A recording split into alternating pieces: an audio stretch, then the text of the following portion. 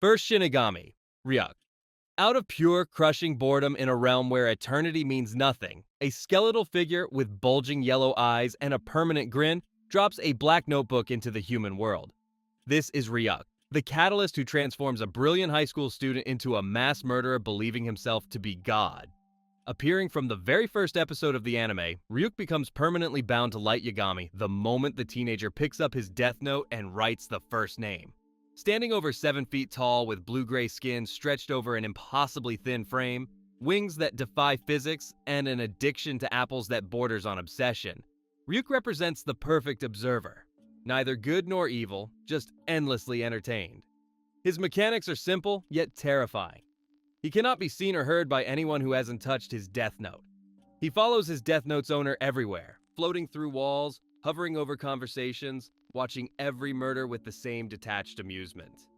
What makes Ryuk particularly dangerous isn't his supernatural power.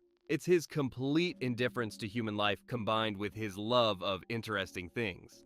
He tells Light from the beginning that when Light dies or becomes boring, Ryuk will be the one to write his name in his own death note. This isn't a threat, it's simply a fact, delivered with the same casual tone someone might use to discuss the weather. Throughout the early and middle parts of the story, Ryuk serves as both comic relief and existential horror. He laughs at Light's elaborate schemes, complains when deprived of apples, and occasionally drops crucial information about Death Note rules, but only when it amuses him to do so. He watches Light murder hundreds without batting an eye, offers no moral judgment, and treats the entire Kira investigation like his personal entertainment. When Light manipulates, kills, and destroys lives, Ryuk's only concern is whether things remain interesting.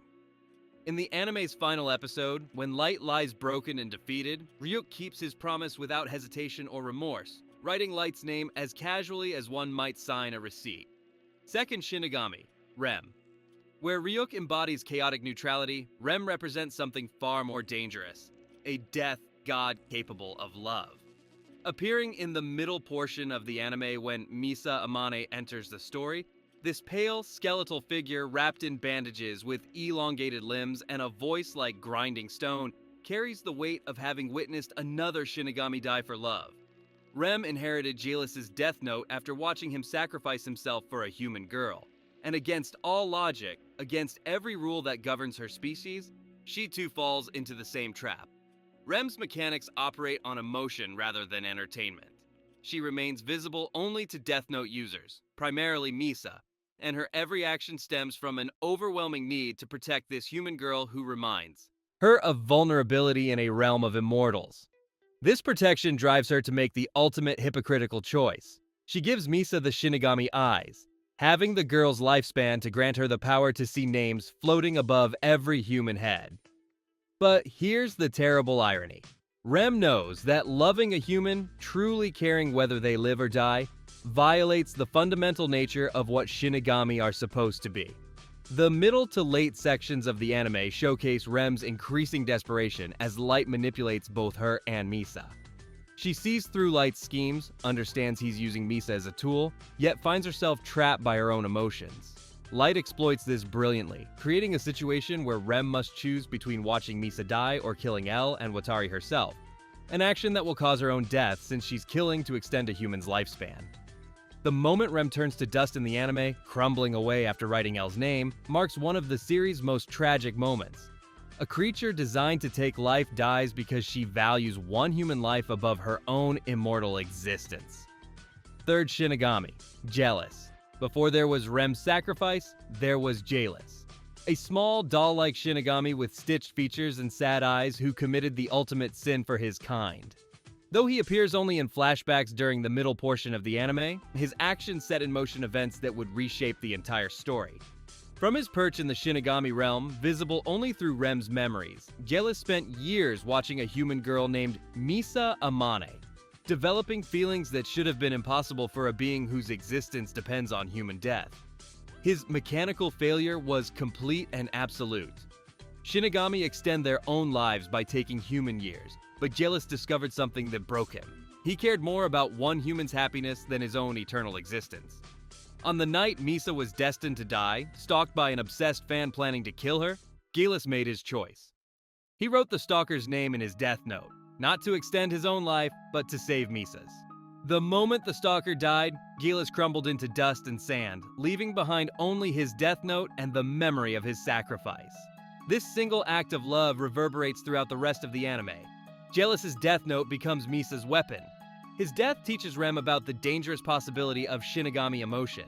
His sacrifice creates the exact circumstances that allow Light to manipulate multiple death notes and their Shinigami handlers. In death, this small, strange-looking death god accomplished something remarkable. He proved that even creatures designed purely for killing could choose love over existence. The anime presents his story as a cautionary tale that Rem ultimately ignores, dooming herself to the same fate. Fourth Shinigami, Sidoh. Pathetic, cowardly, and chocolate-obsessed, Sidoh shambles into the story during the latter portion of the anime like a cosmic joke nobody asked for. Wrapped in bandages like a mummy with a skeletal bird's head, this Shinigami embodies everything embarrassing about his species. He's the original owner of the Death Note that Ryuk stole and dropped to Earth. Too lazy to notice it was missing, too scared to confront Ryuk about the theft, and too incompetent to retrieve it without causing chaos. His mechanics reveal the bureaucratic absurdity of the Shinigami Realm. Despite being immortal death gods, they have rules about property and ownership. Sidoh needs his specific Death Note back because without it, he'll eventually die when his current lifespan runs out. But here's the humiliating part. He's terrified of humans. This creature who should inspire mortal terror cowers before the very beings he's supposed to kill. When he finally tracks his notebook to the human world, he finds it in the hands of the Mafia and later the investigation team, leading to scenes where an actual death god gets bullied by mobsters and manipulated by humans with chocolate bars. The anime uses Sidoh as dark comedy relief during intense later episodes. He agrees to help whoever currently has his notebook, switching sides based purely on who can give it back to him. He provides crucial information about fake Death Note rules, helps with the complex notebook switching schemes, and generally acts like a supernatural lackey rather than a god of death. His presence highlights the decay of the Shinigami Realm. These aren't mighty death gods anymore. They're lazy, frightened creatures going through the motions of existence.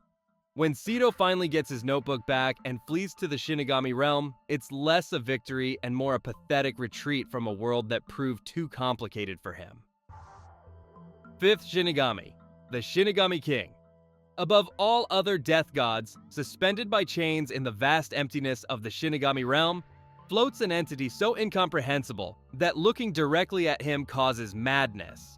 The Shinigami King, also called the Old Man by those brave or foolish enough to speak casually about him, appears throughout the anime in glimpses and shadows, never fully revealed, always implied. His massive skull sits atop a globe-like body with multiple arms, each one holding dominion over different aspects of death itself. His mechanics transcend simple Death Note rules. He is the rules. Every Death Note that exists comes from him. Every law governing how Shinigami interact with humans flows from his ancient will. When Ryuk wants a second Death Note to drop to Earth, he must trade with the King. When questions arise about fundamental Death Note laws, only the King has absolute answers. Yet for all his power, he seems utterly disinterested in the chaos Shinigami cause in the human world. He's less an active ruler and more a cosmic constant, as inevitable and uncaring as entropy itself. The anime wisely keeps the King mostly off-screen, building his presence through other Shinigami's fearful references and casual dismissals. Ryuk calls him that old fart, but never within hearing distance. Other Shinigami speak of rules the King enforces, but never question why those rules exist. His rare appearances in the Shinigami Realm show him as a massive presence that other death gods orbit around like planets around a dying sun. He represents the ultimate endpoint of Shinigami existence, so powerful that nothing matters anymore, so ancient that even eternity has become boring. The King doesn't need to extend his lifespan because he might be existence itself, the very concept of death given form and consciousness. Sixth Shinigami, the Unnamed Masses. Throughout the Shinigami Realm scenes in the anime, dozens of nameless death gods gamble, sleep, and waste away their infinite existence. These background Shinigami, each with unique monstrous designs, tell a story through their mere presence.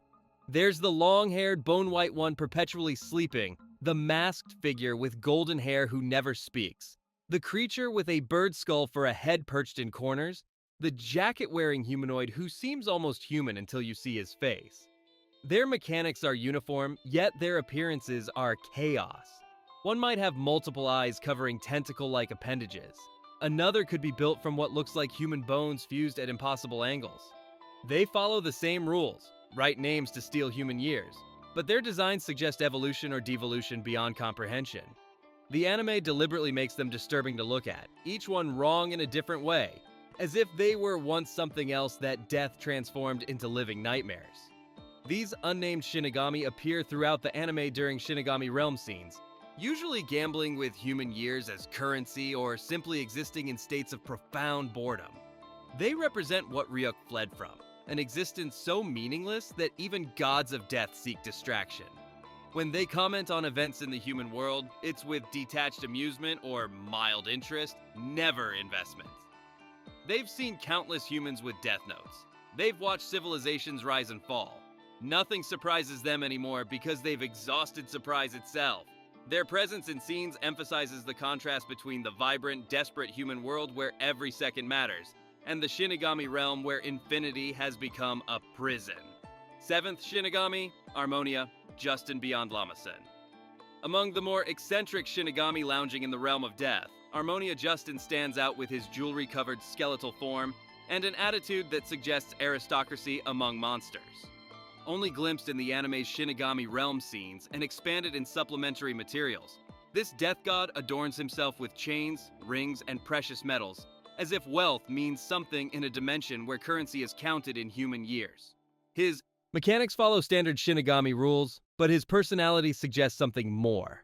A death god who remembers when his kind had purpose beyond mere survival. The anime shows him briefly during gambling scenes, always holding better cards than he should, always knowing more than he says. He represents the old guard of Shinigami, the ones who existed before the realm became a wasteland of boredom.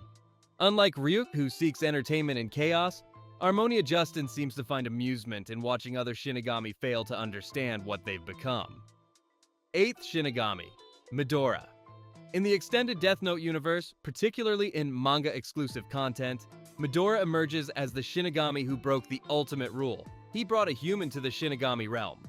Though not prominently featured in the anime proper, his actions in the expanded canon reveal the desperate lengths to which a bored death god will go for novelty. Trading apples with the king for additional death notes, Midora represents entrepreneurial spirit in a realm that shouldn't have economy. His mechanics involve bribery and trade, showing that even death gods have wants beyond simple survival. He proves that the Shinigami King can be bargained with if you have something he wants. In this case, apples from the human world. This revelation that gods of death can be bought with fruit adds another layer of absurdity to their existence. They're not mighty supernatural forces. They're addicts and gamblers looking for their next fix of something, anything that makes eternity bearable.